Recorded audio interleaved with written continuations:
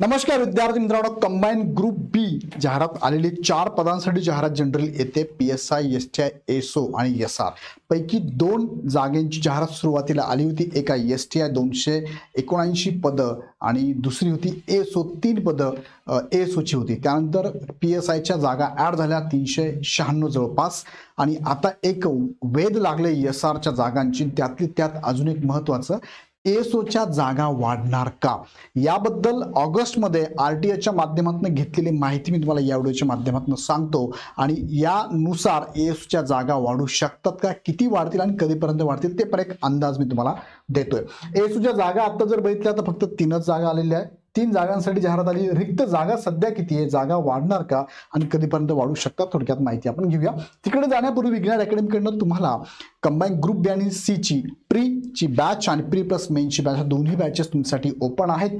ह्या बॅचेसमध्ये तुम्हाला faculty top जी प्रत्येक विषय सेपरेट फॅकल्टी आहे, ज्यांचे सेशन यूट्यूबवर तुम्ही बघू शकता. बघा, फार ठिकाणी तुम्हाला 1 रुपयापासून काही बॅचेस अवेलेबल आहे, पण क्वालिटी खूप महत्त्वाची आहे. 1 रुपयात बॅच घेतल्यानंतर मध्ये गेल्यावर कळतं, किंवा 15, 16, 18, 20, 25, 30 रुपयात 90 रुपयात बॅच घेतली की कळतं की आतमध्ये कंटेंटचं काही खरंच नाही आहे, कंटेंटच नाही आहे, नुसतं बॅच घेऊन टाकली आहे, म्हणजे कुठे काय काय टाकलेलं आहे. सो विद्यार्थी मित्रांनो, तसं नाही होणार. ही बॅच तुम्ही एकदा याची डेमो लेक्चर बघा. डेमो लेक्चर बघून तुम्ही बॅच परचेस करा. ह्या दोन्ही बॅचेस ज्यामध्ये तुम्हाला फी मराठी माध्यमामध्ये पूर्व मुख्य एकत्रित घेतली तर 6,999 आणि फक्त प्री घेतली तर 5,999 मध्ये बॅच अवेलेबल आहे. टू द पॉईंट आहे, सब्जेक्ट ओरिएंटेड आहे, एक्झाम ओरिएंटेड आहे, PDF नोट्स आहे, टेस्ट सिरीज अवेलेबल आहे, सब्जेक्ट वाईज आहे, फुल लेंथ टेस्ट सिरीज पण अवेलेबल असणार आहे. त्यासाठी काय करा, खाली डिस्क्रिप्शनमध्ये लिंक दिली आहे, लिंकवर क्लिक करा, ॲप डाउनलोड करा आणि बॅच लगेच परचेस करा. मुख्य मुद्द्याकडे घेऊन जातो. बघा, जाहिरात आलेली होती तुम्हाला 2025ची पूर्वपरीक्षेची गट ब ची जाहिरात आहे. टोटल ही जाहिरात आल्यानंतर तुम्हाला माहिती आहे एक्झाम कधी होती, 9 नोव्हेंबरला तुमची एक्झाम आहे. फॉर्म भरण्याची प्रोसेस चालू आहे. 21 ऑगस्टपर्यंत तुम्ही फॉर्म भरू शकतात. सुरुवातीला जाहिरात आली होती ती किती पदांसाठी आली होती, ती आली होती फक्त आणि फक्त 282 पदांसाठी. आता PSIचे त्यामध्ये ऍड झाले, त्याच्यावरती मी पाठीमागे व्हिडिओ घेतलेला आहे. त्यामध्ये एसओची पदं जर बघितली तर 3च पद होते. त्यामध्ये SC कॅटेगरीला 1 पद होतं, त्यानंतर ओपन कॅटेगरीला 2 पदं होते. त्यात महिलांना 1 होतं, जनरलला 1 होतं आणि महिलांना 1 होतं. असे 3 पदांची जाहिरात एसओची आली. पण 3 पदांची जाहिरात म्हणजे काय मजा काय. सो आता एक बातमी समोर येते की RTIच्या माध्यमातून काही अजून पदं वाढू शकतात. मग माहिती घेऊया आपण. 12 ऑगस्ट RTIचा रिप्लाय आलेला आहे. 12 ऑगस्टला आपण 2 प्रश्न त्यांना विचारली होती. बघा, हे 2 प्रश्न आहेत. त्यामध्ये मुद्दा क्रमांक 5 आणि 6, 1 आणि 2 काय सांगितलंय. पहिला प्रश्न होता की सद्यस्थितीत सहाय्यक कक्ष अधिकारी म्हणजेच एसओ या पदांच्या रिक्त जागा किती आहे. कधीचा आहे RTI, 12 ऑगस्ट 2025 आहे. तुम्ही ती डेट बघू शकता, 12 ऑगस्ट 2025 RTI. त्यानुसार मुद्दा क्रमांक 2 प्रश्न क्रमांक फर्स्ट आणि प्रश्न क्रमांक सेकंड काय होते. महाराष्ट्र लोकसेवा आयोगाकडे अनुसूचित जमाती म्हणजेच ST कॅटेगरी, कोणती ST कॅटेगरीच्या सहाय्यक कक्ष अधिकारी या पदासाठी किती जागांचे मागणीपत्र पाठवण्यात आलेले आहे. याचं उत्तर त्यांनी खाली दिलेलं आहे. बघा, रिक्त जागा त्यांनी दिल्या. बघा, कधीपर्यंत दिल्या. मंत्रालयीन सहाय्यक कक्ष अधिकारी संवर्गातील दिनांक 1/7/2025 पर्यंत, म्हणजे 1 जुलै 2025 पर्यंतची स्थिती आहे. आता तुम्हाला माहिती आहे, ही जी ऍड आलेली आहे, ह्या ऍडमध्ये फॉर्म भरण्याची प्रोसेस तुम्हाला 21 ऑगस्ट पर्यंत दिली ही जाहिरातीमध्ये, आणि आपण घेतलंय 1 जुलै पर्यंत किती जागा रिक्त आहेत.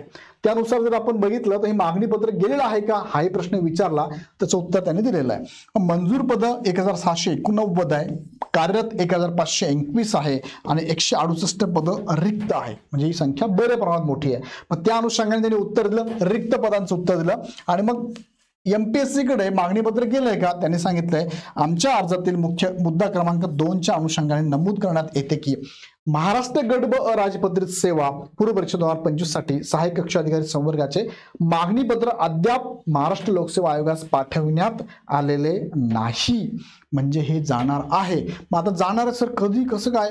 एक्झामची ऍड तर येऊन गेली, नंतर येऊ शकते का, येऊ शकते. त्यांनी जाहिरातीत काय म्हटलंय हे बराच वेळा तुम्हाला सांगितलं, परत एकदा सांगतो. त्यांनी जाहिरातीमध्ये काय सांगितलंय, कधीपर्यंत हे ऍड होऊ शकतं. बघा, पूर्व परीक्षेचा निकाल अंतिम करेपर्यंत जर एखाद्या संवर्गाच्या जागात वाढ झाली, मागणीपत्र मागणीपत्र आलं, नवीन संवर्ग ऍड झाला, तर हे बदल ते पूर्व परीक्षेचा निकाल लागीपर्यंत करू शकतात. आता पूर्व परीक्षा कधी तुमची 9 नोव्हेंबरला पूर्व परीक्षा आहे आणि निकाल कधी लागणार आहे फेब्रुवारी 2026 मध्ये. मग फेब्रुवारी 26 पर्यंत जेवढेही मागणीपत्र एमपीएससीला प्राप्त होतील ते मागणीपत्र कन्सिडर करूनच तुमचा पूर्व परीक्षेचा निकाल लावला जाणार आहे. सो विद्यार्थी मित्रांनो, फॉर्म अजून भरला नसेल तर भरून टाका. एक्झामची डेट तुम्हाला 9 नोव्हेंबर तर माहिती आहे, फॉर्म भरण्याची मात्र आता जवळ आहे. 2 दिवसात फॉर्म भरण्याची प्रोसेस संपेल. 21 ऑगस्ट पर्यंत फॉर्म भरायचा, भरला नसेल तर भरून टाका आणि तयारी लागा. तयारी करताना इग्नाइट अकॅडमीच्या दोन्ही बॅचेस तुमच्यासाठी अवेलेबल आहे.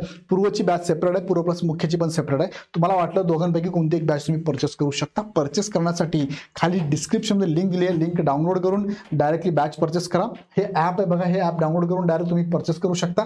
काही शंका असेल तर 88-88-99-61 या नंबरला कॉल करू शकता. सो एएसओची मागणीपत्र एमपीएससीकडे नक्कीच जाणार आहे. 168 पद रिक्त आहे. ॲटलीस्ट 150 पदांचं मागणीपत्र जाणं अपेक्षित आहे. लवकरच हे जाईल आणि ह्या जागा सुद्धा नक्कीच वाढतील.